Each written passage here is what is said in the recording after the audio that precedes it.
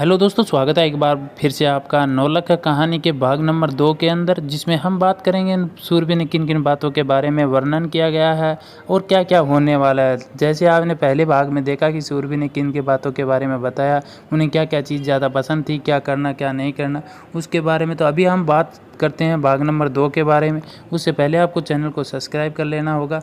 तो शुरू करते हैं बगैर टाइम वेस्ट किए नौलखा भाग नंबर 2। शोभा ने सूरबी से सवाल किया, सूरबी क्यों पैसे बर्बाद करती है? इसमें कौन सी समझदारी है कि ये सब आर्टिफिशियल चीज़ों के ढेर लगा के रखती है? तेरे पास पहले से भी ऐसी चीज़ें पड़ी हैं। तुझे समझाती हूँ कि इस तरह पैसे पता नहीं तेरी बातें तू ही जाने। तुझे तो किसी राजा महाराजा के पैदा होना चाहिए था जो तेरी सारी ख्वाहिश पूरी कर पाता। हम जैसे मिडिल क्लास के लोगों के लिए तो यह सब समझना बहुत ही मुश्किल है।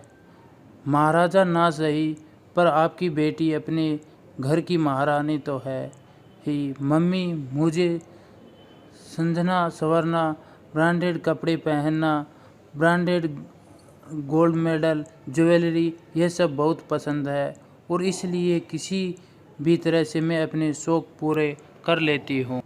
मेरी ड्रेस देख रही है ना? ना मम्मी, इसका ओरिजिनल ब्रांड 9000 का है, वो 9000 से कम नहीं है।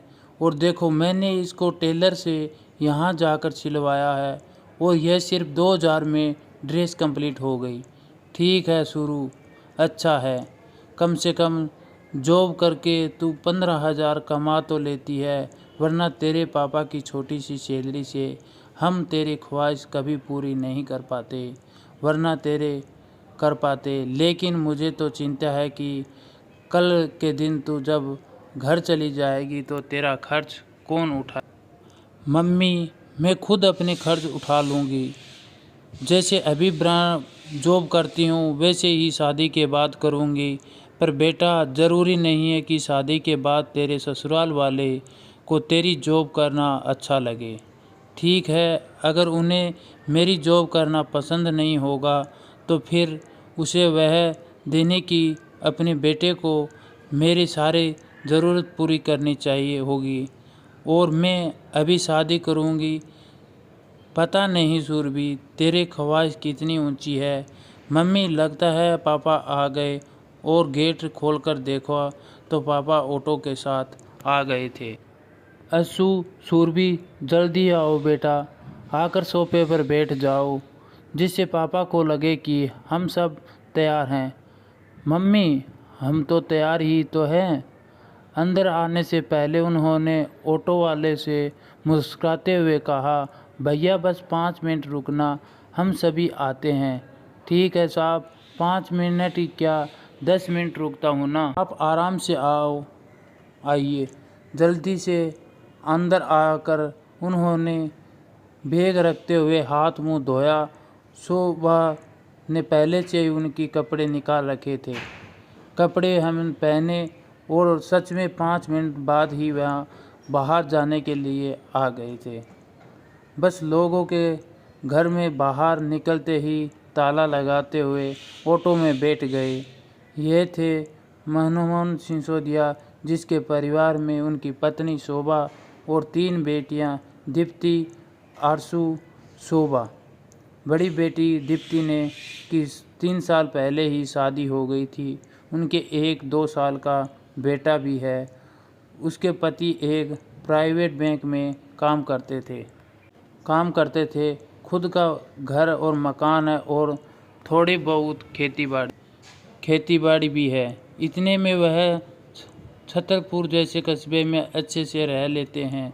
दूसरे नंबर की बेटी सूरबी, जो अभी 21 साल की हुई है, उसने बीएससी करके बीएड किया है। सरकारी नौकरी जो आजकल आराम भरोसे रहती है, वो एक प्राइवेट स्कूल में टीचर करने लगी है, जहाँ से उसे यदि कोई 10 या 12 हज़ार रुपये मिलते हैं, सैलरी मिलती है। 5 से 7 हज़ार की वह ट्यूशन कर लेती है। कुल मिलाकर 16 से 17 हज़ार रुपये तो हर महीने कमा ही लेती है। लेकिन बचपन से ही शुरू को बहुत अच्छी ख्वाहिश की, भले ही वह एक मध्य वर्ग के परिवार में जन्मी हो, पर उसके शौक बिल्कुल अमीरों की तरह थे। ब्रांडेड कपड़े पहनना, अच्छे मोबाइल फ़ोन यूज़ करना, अच्छे होटल में खाना खाना। सुरभि यदि सोचती कि उसे अमीर लोगों से किसी बात से कम नहीं लगनी चाहिए। वैसे तो भगवान ने उसे रंग रूप देने में कोई कमी नहीं छोड़ी। गजब की खूबसूरती है सुरभि, और यह सच है कि उस पर पहनने से चीज़ों की कीमत बढ़ जाती है। जो भी वो पहनती है उसे पर खूब खिलने लगती है। हालांकि शुरू इस बात पर अच्छी तरह से समझती है कि उसके पापा सोसाइटी में एक छोटी सी जॉब करते हैं।